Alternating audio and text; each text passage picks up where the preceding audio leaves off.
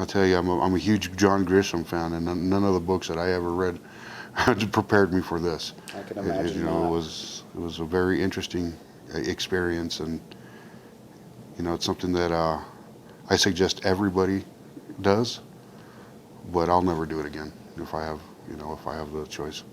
If you could just kind of tell us what's been going on in your life for the last 2 months. Well, the last 2 months, uh, the last 2 months has been very stressful. Um, you know, being part of this case, the Levi Chavez case, it was very interesting. I'm glad that I was part of it for the most part, with the exception of the final verdict. But you know, it was a very emotional time, and I'm speaking for myself. I know that some of my fellow jurors felt the same way. We just didn't really know what to expect, and you know, the outcome is pretty hard for a lot of us to deal with at this point. You know, but we did our civic duty, and I think that we need, you know, a lot of this is something that we're going to need to do in order for us to get past this, because we felt like or at least I felt like I failed the court of us in that respect. I still believe that it was not a suicide, especially after finding out a lot of the information that was withheld from us.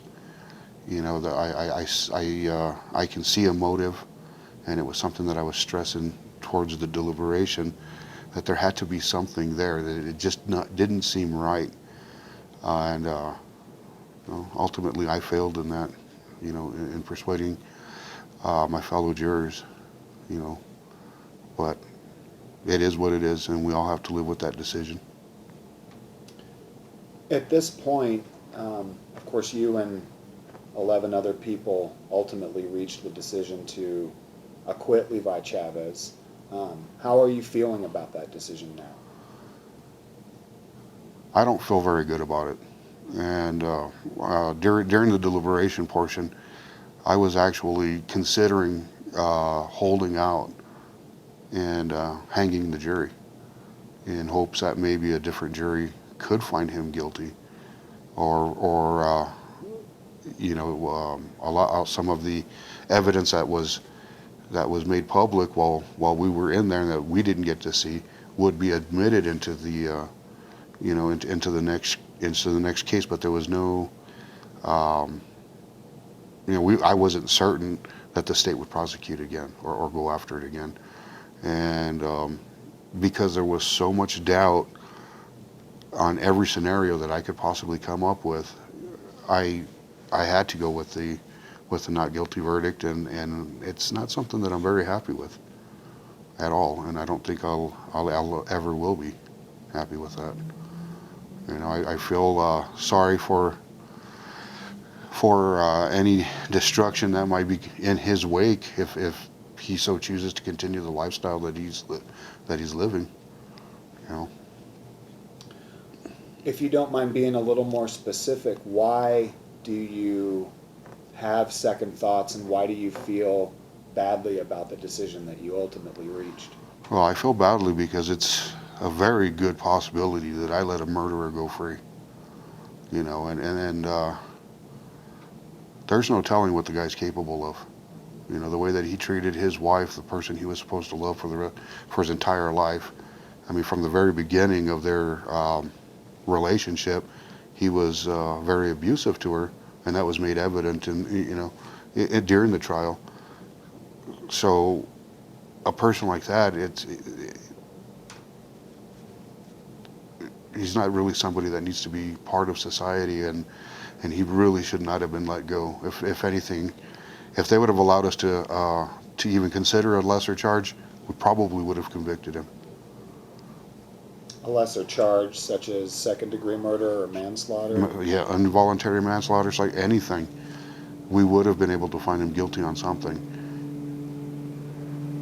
If you don't mind stepping us through your experience from the time Judge Eichwald read the jury instructions to you guys and gave you this huge task to go back and make this decision, and then the moment when you actually reached your decision and turned that over to the bailiff. If you don't mind just kind of stepping us through that. Sure, sure. Well, I'll even go a little bit further back when we were going through the court case. I'm sure you were in the gallery. You could hear what was going on in the jury. We were enjoying ourselves as far as we could. I mean, there was a lot of laughter and joking, stuff like that. And basically, it was just a stress reliever for us because of the the seriousness of the case. But once it was time to deliberate, everybody's demeanor changed. We went from best friends to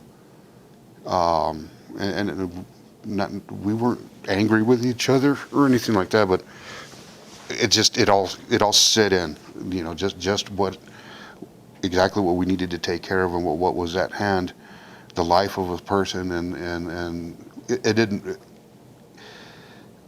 Thinking of the two separate families really was what got me. I mean, one family was going to hate me forever, and the other family was going to be ecstatic, and it was really rough on all of us. The emotion was very strong. We gave our final speeches. We kind of went in a circle and discussed as to why we felt the way that we did and our verdict. We did a silent verdict, and when everything was said and done, that's when we came up with the unanimous decision that he was not guilty. And a few of the women bursted into tears because at that point, I think we just realized what we did, but it was too late, And myself, I felt really bad because I kept thinking I should just hang this jury. That was my big thing, is maybe somebody else can finish what we ultimately believe, and find him guilty at some respect, but it was very tough. It was a really emotional time for all of us. And then one other thing kicked in after that is having to face the wall of reporters, walking out of there, and it was very confusing. A lot of us felt lost. I know I did. I made a beeline for my car, and I wasn't going to talk to anybody. I just needed to get the hell out of there. I wasn't happy with myself, and a lot of the jurors felt the same way, but we did what we had to do. In the end, why didn't you ultimately decide to hang the jury? Because I wasn't informed enough on it. I didn't really know how the law worked, and if I hung the jury, I was under the impression that he'd be set free anyway. But two, basically that's it. I didn't know or realize that if I did hang the jury, that it could go to a different trial if the state was to go after it again. And I thinking back, I'm pretty sure they would have. They're no nonsense people, and I should have given them that chance to go ahead and try it again with some evidence that they could have pulled in with another judge, another court, whatever. Nothing. I'm not taking away anything from the judge. He was an amazing man, and I think he did a wonderful job. So.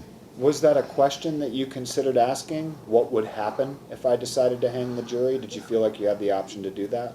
Everything happened so fast that I didn't. I wish I would have. I wish I would have spoke up a little bit, but the emotions were so high, the tension was so thick that really I didn't have a lot of time to think about that specific detail, as far as hanging the jury. And I wish I would have. I really do. I really wish I would have. Was there an early vote, like when you guys first retired to the jury room to do deliberations? What was the first thing that happened? The first thing that happened, we actually didn't vote right away.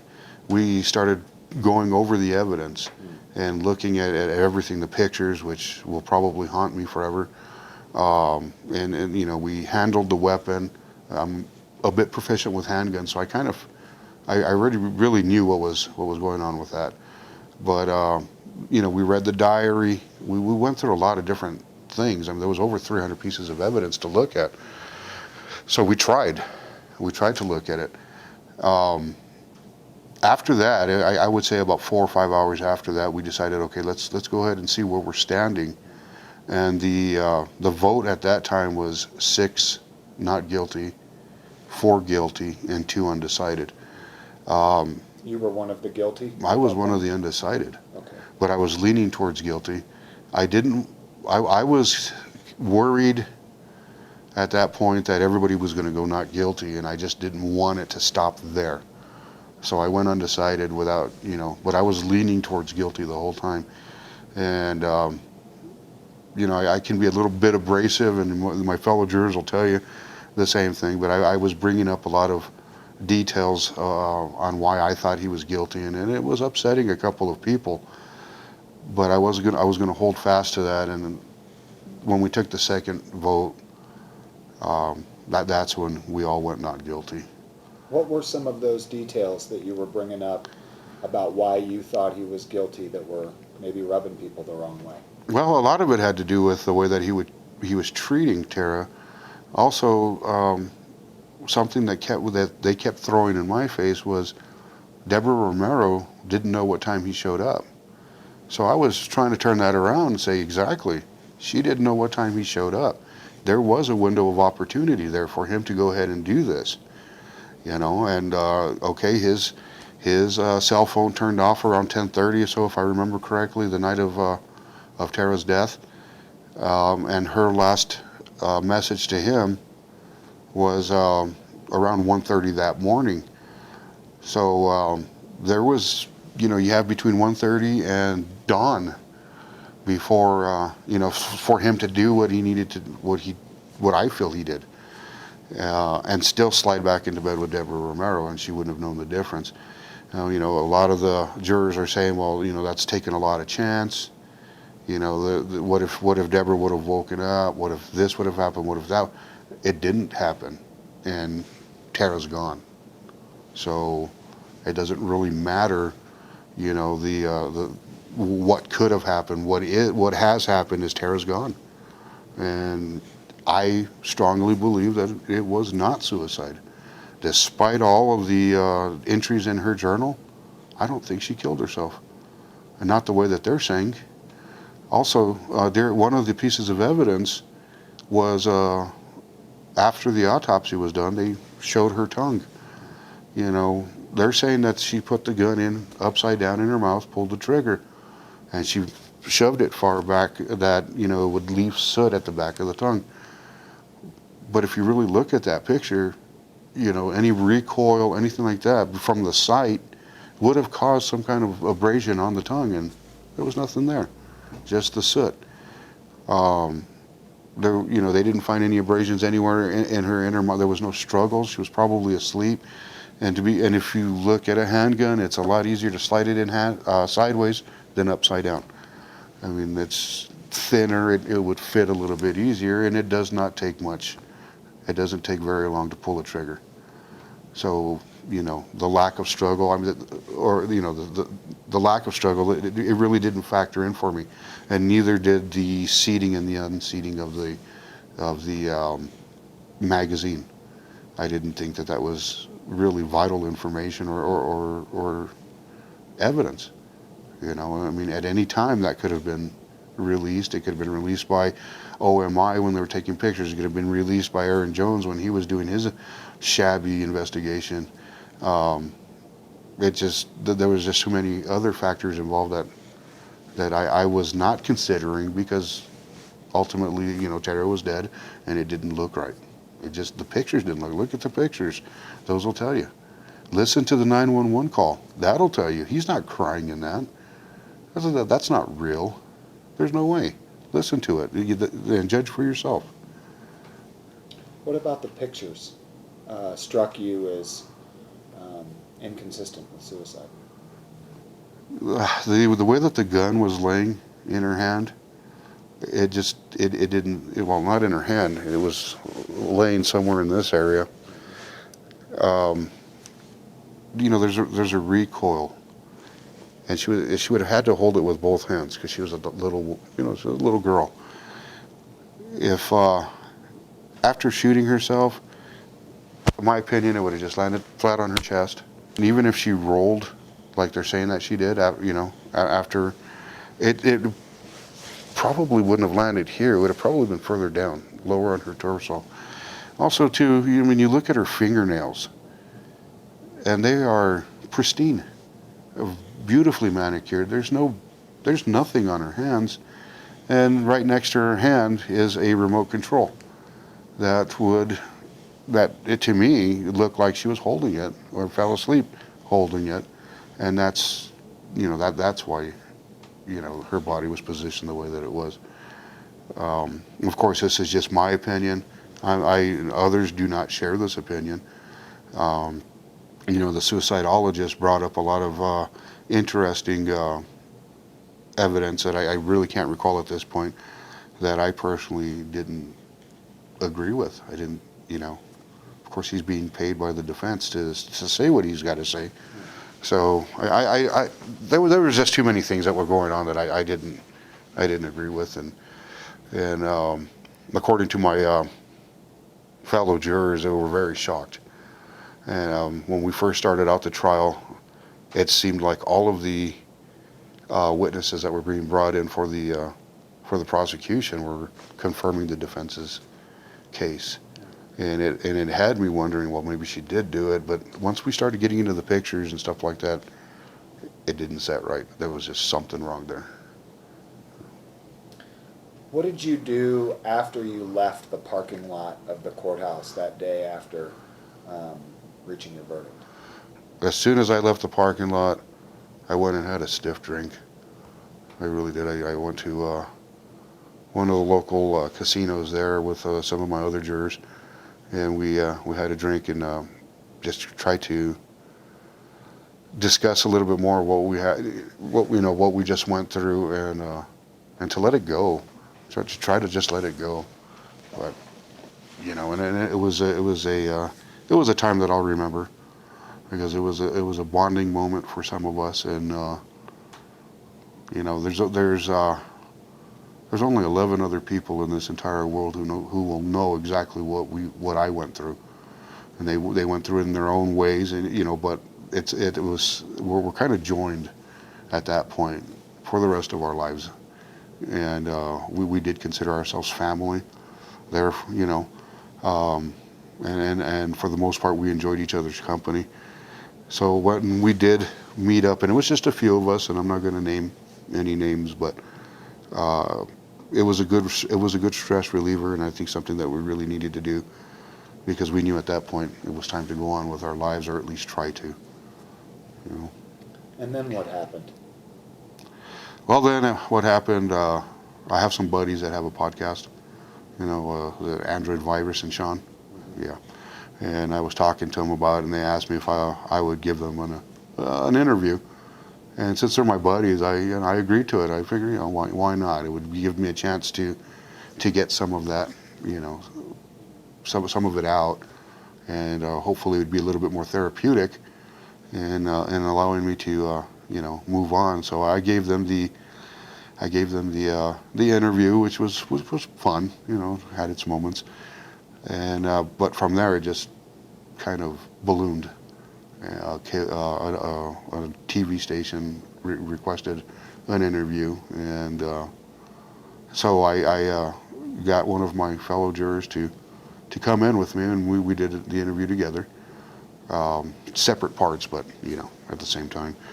Describe for me a little bit, please, how you came to learn some of the things that weren't presented at trial, what you learned, and how that impacted you. Well, it's funny that you bring that up. We were sitting at the bar, and it was splattered all over the TVs.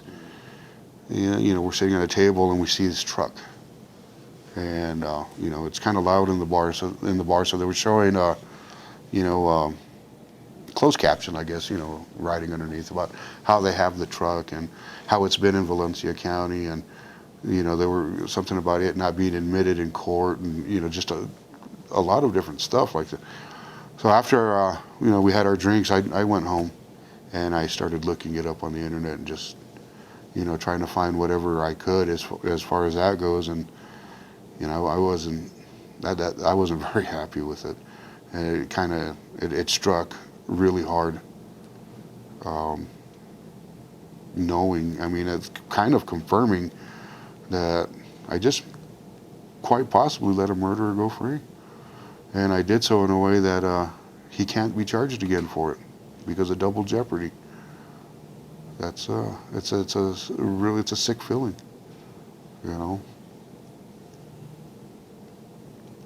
What did you see specifically in terms of information about the truck that made you feel differently about the case?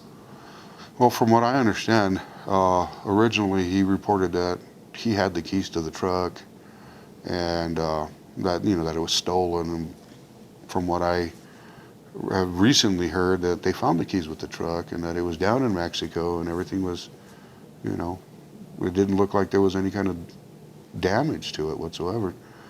Another thing that I found out was that his uncle, who was a police officer in Santa Rosa, had a similar experience with his handgun, mysteriously being used for suicide, and there's just too close of a connection there. So another thing too that really hit me the wrong way was, I guess Levi and one of his family members is looking to open a bar, and they're going to call it the Angry Wife. Seriously, how distasteful can you get? It's that arrogance that's going to end up getting him at the end, I think. He should be happy with the verdict and lay low, but I don't think that's in his nature. Were those things, particularly the information you just mentioned about the truck, that would have gone to motive? Is that part of what was lacking for you in the jury room? That was part of it. I was thinking the motive, and this is what really angered some of my jurors, my fellow jurors. I made a statement that a bullet was cheaper than a divorce, and that was one of the motives, because he was already in debt. He was, looking for any way to get money. I'm thinking the suicide clause in his paperwork.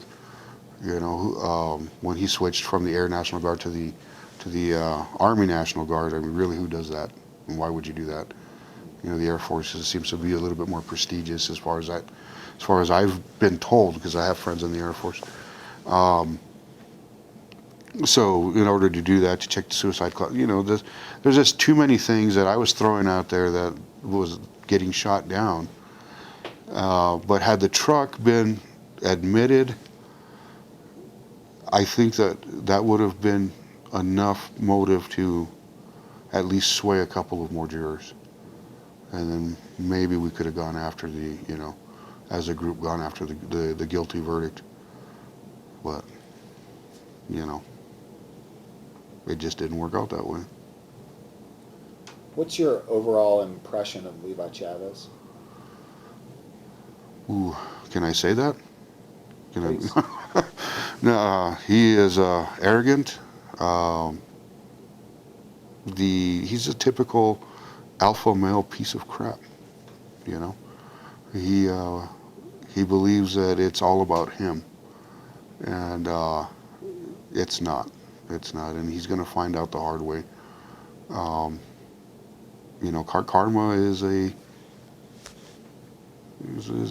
she can be a mad woman at times, and it's going to come around and get him. He is going to get his. You don't live a lifestyle like that. You don't mistreat people. You just don't treat people like that. If he didn't love her, he should have left her a long time ago. Not have happened what happened. But as far as my feelings of Levi Chavez, he's a significant nothing, and he deserves everything that's going to come his way. And he should, just out of kindness, allow his children to see their real parents, which are the Cordovas. They're the ones that took care of them and raised them. You know. Just quit being a jerk. Just quit being a jerk. What did you make of his testimony? I didn't believe a word that came out of his mouth. I really didn't. I wasn't impressed with him. I mean, I'm in sales. That's what I do for a living. I read people and listen to voice intonations. He didn't impress me. I didn't buy anything that he was saying. What do you believe today, sitting here talking to us, happened to Tara Chavez? I believe she was murdered. I do. I honestly believe she was murdered. Whether or not it was by Levi Chavez, I don't know. I can't say. But I don't think she killed herself. She had way too much going on. Sure, she was going through an emotional roller coaster. Her diary showed that. But I know a lot of people who write out their feelings, especially their feelings of depression and negative emotions, and that's their outlet so that they can continue to move on. The last couple of entries in her diary stated that she was happy. She was planning a business. She was getting ready to move on with herself. She was getting ready to get those divorce papers signed, and that would have been a huge financial burden on Levi Chavez. What's your experience been like in the last week and a half since you rendered the verdict? Have you stayed in touch with some of the other jurors? Have you spoken with the Cordovas, for example? Anything like that? I have not spoken with the Cordovas. To be quite honest with you, I don't know what I would say to them. Other than I am really sorry and my deepest condolences. I don't even think I could look them in the eye. That's how much shame that I have right now for the verdict that I voted on. Some of my other jurors, I have kept in touch with them. As of late, not really. We are all trying to move on with our lives the last couple of days. Plus, once I found out that they were going to do the dateline, I wasn't too happy with that. So I just kind of pulled back a little bit. But they are friends, I think, that I will keep forever. We went through a really hard experience, and although we're all very different, we come from totally different backgrounds, we got along really well, and we banded together, I think, and they are good people, and I'm really glad that I met them. What will you do next? I'm just gonna go back to work. I mean, I have plans for a little restaurant that I've been thinking about for several years, and a friend of mine, Wendy, she's pushing me in that direction to get that going, because it's what kind of my passion is to cook, and I think it's time for me to start looking at something like that as a little bit more positive thing in my life, so that I can move on from this. But I do love my job where I'm at now too, so I don't know, it kind of I'm not really sure at this point. I have a dream, but I have a really good job, and I'll continue to do both, work towards both. So what were your impressions of the attorneys in the case? Well, there was a few times where I wasn't very impressed. The prosecution holding up pictures and giggling. Mr. Serta getting the names wrong, calling Mr. Cordova Chavez and vice versa. It didn't set right with me. You need to know who's in front of you and pay attention to what you're doing. Mr. Cordova could have taken great offense to that, but he held his cool. So there was a lack of professionalism there, but at the same time, I was impressed with them, and they had moments of brilliance that I found very interesting as well. So, if they fine tune their performance in the courtroom, Well, they could become world-class attorneys, in my opinion. Thank you so much.